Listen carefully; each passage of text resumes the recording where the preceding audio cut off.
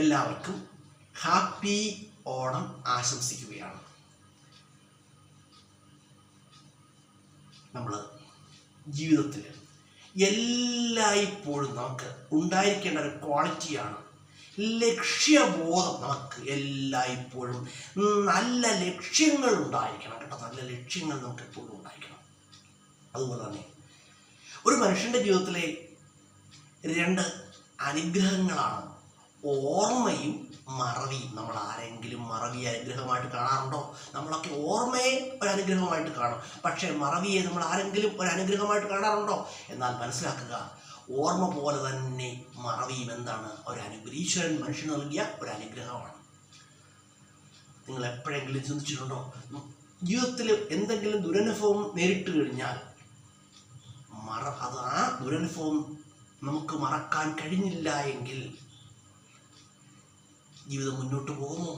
ഇല്ല. ചുരുക്കി പറഞ്ഞാൽ എന്താണ് മറവി? എന്താണ് മറവി? ഒരു അനുഗ്രഹമാണ്. അതുപോലെ തന്നെ നമ്മളെപ്പോഴും എന്തായിരിക്കണം?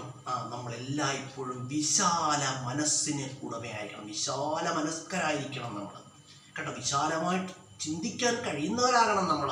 ഒരിക്കൽ പോലും ആരായിപ്പോരുത് നാരോ മൈൻഡഡ് പേഴ്സൺസ് ആയിട്ട് അകപ്പതിച്ചു പോകാൻ പാടില്ല. നമുക്ക് എന്തുണ്ടായിരിക്കണം? സ്വന്തമായിട്ട് ആശയങ്ങൾ ഉണ്ടായിരിക്കണം, നല്ല കാഴ്ചപ്പാടുകൾ നമുക്കുണ്ടായിരിക്കണം. അതുപോലെ തന്നെ നമ്മളുടെ ശ്രദ്ധ എല്ലായ്പ്പോഴും എന്തിരിക്കണം? നല്ല കാര്യങ്ങളിൽ നമ്മൾ എന്ത് ചെയ്യണം? എപ്പോഴും ശ്രദ്ധ ചെലുത്തണം കേട്ടോ. എപ്പോഴും മനസ്സിലാക്കണം കേട്ടോ. അതുപോലെ തന്നെ മറ്റൊരാളുടെ ജീവിതത്തിൽ നമ്മൾ എന്ത് പാടില്ല? ശ്രദ്ധ ചെലുത്താൻ പാടില്ല കേട്ടോ. അങ്ങനെ വേറൊരാളിലേക്ക് നമ്മുടെ ശ്രദ്ധ വെക്കഴിഞ്ഞാൽ എന്താവും? ചിലപ്പോൾ നമ്മുടെ മനസ്സമാധാനം തന്നെ കെട്ടുപോയെന്ന് വരാം. അതുകൊണ്ട് അത് പാടില്ല. നമ്മളെ ശ്രദ്ധിക്കുക കേട്ടോ. നമ്മൾ അതുപോലെ തന്നെ നമ്മളിപ്പോഴും നല്ല മനോബലമുള്ളവരായിട്ട് മാറണം. നല്ല മനസ്സിന് നല്ല ബലമുണ്ടായിരിക്കണം നമുക്ക് കേട്ടോ. നല്ല മനോബലമുള്ളവരായിരിക്കണം നമ്മൾ. എങ്കിൽ മാത്രമേ, നല്ല മനോബലമുണ്ടെങ്കിൽ മാത്രമേ നമുക്ക് എന്ത് ചെയ്യാൻ കഴിയുള്ളൂ? ജീവിതത്തിലെ പ്രതിസന്ധികളെ നമുക്ക് നേരിടുവാൻ കഴിയുകയുള്ളൂ. ജീവിതം എന്ന് പറയാൻ നമുക്കറിയാം. ജീവിതം എന്ന് പറയാൻ എന്താണ്? ജീവിതം എന്ന് പറഞ്ഞാൽ ഏതൊരു വ്യക്തിയുടെ ജീവിതം എടുത്തു നോക്കിയാലും നമുക്ക് കാണാൻ കഴിയും. എന്താണ്? ജീവിതം മുഴുവൻ എന്താണ്? പ്രതിസന്ധികളാണ്. എന്തെങ്കിലുമൊക്കെ പ്രതിസന്ധികൾ ഇങ്ങനെ മനുഷ്യനെ സദാ അലട്ടിക്കൊണ്ടിരിക്കും. ഈ പ്രതിസന്ധികളെ നമുക്ക് നേരിടണമെങ്കിൽ എന്തുണ്ടായിരിക്കണം? പ്രതിസന്ധികളെ നേരിടണമെങ്കിൽ എന്തുണ്ടായിരിക്കണം? നല്ല മനോബലമുണ്ടായിരിക്കണം. നല്ല മനോബലമുള്ളവർക്ക് മാത്രമേ എന്ത് ചെയ്യാൻ കഴിയുള്ളൂ? ജീവിതത്തിൽ ഒരു നല്ല എക്സിസ്റ്റൻസ് ഉണ്ടാവുകയുള്ളൂ കേട്ടോ. അപ്പം നല്ല മനോബലം ലഭിക്കണമെങ്കിൽ എന്തായിരിക്കണം? മനോബലം നമുക്ക് ലഭിക്കണമെങ്കിൽ നമ്മളുടെ മനസ്സ് എന്തായിരിക്കണം? നമ്മുടെ മനസ്സ് നന്മയിൽ അധിഷ്ഠിതമായിരിക്കണം. നന്മയുള്ള മനസ്സിന് മാത്രമേ എന്ത് ലഭിക്കുകയുള്ളൂ? നല്ല മനോബലം ലഭിക്കുകയുള്ളൂ കേട്ടോ. നന്മ നമ്മുടെ മനസ്സിനെ എന്ത് ചെയ്യുന്നു? പ്രൊട്ടക്റ്റ് ചെയ്യുന്നു എന്നാണ് കേട്ടോ. നന്മയുടെ രക്ഷാകവചം നമ്മുടെ മനസ്സിനെ പ്രൊട്ടക്റ്റ് ചെയ്യുന്നു എന്നാണ് കേട്ടോ. അപ്പം നന്മയിൽ നിന്നുമാണ് എന്ത് ലഭിക്കുന്നത്? നന്മയിൽ നിന്ന് ലഭിക്കുന്നു നല്ല മനോബലം ലഭിക്കുന്നു എന്നാണ് കേട്ടോ. അതുപോലെ സ്നേഹം നമ്മുടെ മനസ്സിൽ സ്നേഹമുണ്ടെങ്കിൽ ആ സ്നേഹത്തിൻ്റെ ശക്തിയിൽ എന്ത് ലഭിക്കുന്നു? നല്ല മനോബലം ലഭിക്കുന്നു എന്നാണ്. നല്ല മനസ്സിനുടമയാണ് നിങ്ങളെങ്കിൽ എന്ത് ചെയ്യും? മനസ്സിന് ഓട്ടോമാറ്റിക്കായിട്ടൊരു ബലം ലഭിക്കുമെന്നാണ് കേട്ടോ.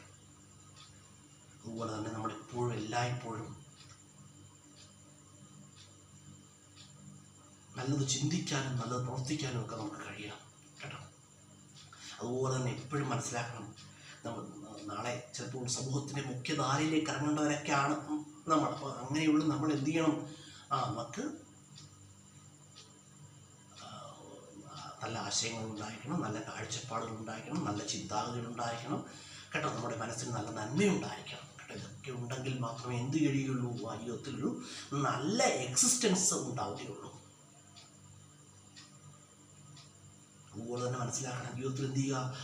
ജീവിതത്തിൽ സത്യത്തിന് എപ്പോഴും സത്യം ലോകം എന്താണ്? ലോകം സത്യത്തിൻ്റെ ഇരിപ്പിടമാണ് കേട്ടോ. സത്യത്തിനും അപ്പുറം ലോകത്തൊന്നുമില്ലെന്നാണ്. സത്യമാണ് ലോകത്തിൽ ഏറ്റവും വലുത് എന്തെന്ന് ചോദിച്ചാൽ എന്താണ്? സത്യമാണ്. അത് ഏറ്റവും വലിയ ശക്തി എന്തിനാണെന്ന് ചോദിച്ചാൽ എന്തിനാണ് ഏറ്റവും വലിയ ശക്തി എന്തിനാണ്? നമ്മളുടെ മനസ്സിനാണ്. മനസ്സിനോളം ശക്തി ഒന്നിനുമില്ലെന്നാണ് കേട്ടോ, അത് മനസ്സിലാക്കുക. അതുപോലെ ലോകത്തെ ഏറ്റവും വേഗത്തിൽ പ്രവർത്തിക്കുന്നൊരു യന്ത്രം ഉണ്ട് എങ്കിൽ അതെന്താണ്? അത് മനുഷ്യ മനസ്സാണ് കേട്ടോ. ഏറ്റവും വേഗതയേറിയത് എന്താണ്? മനുഷ്യ മനസ്സിനാണ്. ഞാൻ അതിനെക്കുറിച്ചൊക്കെ വളരെ ഡീപ്പായിട്ട് നേരത്തെ പല വീഡിയോകളിലും പറഞ്ഞിട്ടുണ്ടാവുന്നുണ്ട്, അങ്ങോട്ടൊന്നും ഞാൻ കടക്കുന്നില്ല. അതുപോലെ തന്നെ മനുഷ്യ മനസ്സിനെ ഐഡൻറ്റിഫൈ ചെയ്യുവാൻ എന്ത് കഴിയില്ല? ഒരു ജന്മം കൊണ്ട് പോലും ചിലപ്പോൾ കഴിഞ്ഞു എന്ന് വരില്ല കേട്ടോ. മനുഷ്യ മനസ്സിനെ ഐഡൻറ്റിഫൈ ചെയ്യുക എന്ന് പറഞ്ഞാൽ എന്താണ്? വളരെ പ്രയാസമേറിയ കാര്യമാണ്. ഐഡൻറ്റിഫൈ ചെയ്യാൻ വളരെ പ്രയാസമാണ്. നമ്മൾ കാണുന്നതോ കേൾക്കുന്നതോ ഒന്നുമല്ല മനുഷ്യ മനസ്സ്. നമ്മളുടെ മനസ്സിനെ നമുക്ക് കൺട്രോൾ ചെയ്യാൻ കഴിയുമോ? നമ്മളുടെ മനസ്സിനെ നമുക്ക് കൺട്രോൾ ചെയ്യാൻ കഴിയുമോ? നമ്മളുടെ മനസ്സിനെ നമുക്ക് പരിധിയിലാക്കാൻ കഴിയുന്നത് വളരെ പ്രയാസമാണ്, അത് വേറെ കാര്യം. എങ്കിലും നമ്മളുടെ മനസ്സിനെ നമ്മളുടെ മനസ്സ് നമ്മുടെ കൺട്രോളിലാണോ?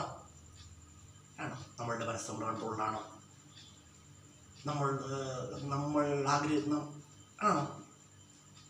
അപ്പം നമ്മുടെ മനസ്സിനെ നമ്മുടെ കൺട്രോളിലാക്കാൻ കഴിയുമോ? കൺട്രോളിലാക്കുക എന്നൊക്കെ പറഞ്ഞ് നമ്മുടെ മനസ്സിനെ നമ്മുടെ കൺട്രോളിലാക്കാൻ കഴിയുക എന്ന് പറഞ്ഞാൽ വളരെ പ്രയാസമാണ്, വളരെ കോംപ്ലിക്കേറ്റഡ് ആണ്. അതൊക്കെ പറയാൻ എളുപ്പമാണ് കേട്ടോ. അതുപോലെ തന്നെ നമുക്ക് ഒരിക്കൽ പോലും എന്ത് ചെയ്യാൻ കഴിയില്ല? മനസ്സിനെ പൂർണ്ണമായിട്ടും ഐഡൻറ്റിഫൈ ചെയ്യാൻ കഴിയില്ല. Mind is not well defined എന്നാണ്. ഒരിക്കലും മനസ്സിനെ എന്ത് ചെയ്യാൻ കഴിയില്ല? പൂർണ്ണമായിട്ട് മനസ്സിലാക്കാൻ കഴിയില്ല, പൂർണ്ണമായിട്ട് നിർവചിക്കാൻ കഴിയില്ല കേട്ടോ. അപ്പോൾ നമ്മൾ എന്ത് ചെയ്യണം? നമ്മളെപ്പോഴും നല്ല മനോബലമുള്ളവരാവണം. അതുപോലെ സത്യത്തിൻ്റെയും സ്നേഹത്തിൻ്റെയും നിറകുടമായിരിക്കണം നമ്മളുടെ മനസ്സ് കേട്ടോ. മനസ്സിൽ അതുപോലെ തന്നെ ദുർചിന്തകൾക്ക് നമ്മുടെ മനസ്സിൽ എന്ത് പാടില്ല? യാതൊരു സ്ഥാനവും നൽകാൻ പാടില്ല. സൽചിന്തകളുടെ ഉറവിടമാണെന്ന് നിങ്ങളുടെ മനസ്സെങ്കിൽ നിങ്ങൾ എന്ത് ചെയ്യും? ജീവിതത്തിൽ അഭിവൃദ്ധി പ്രാപിക്കുക തന്നെ ചെയ്യും, യാതൊരു സംശയവുമില്ല.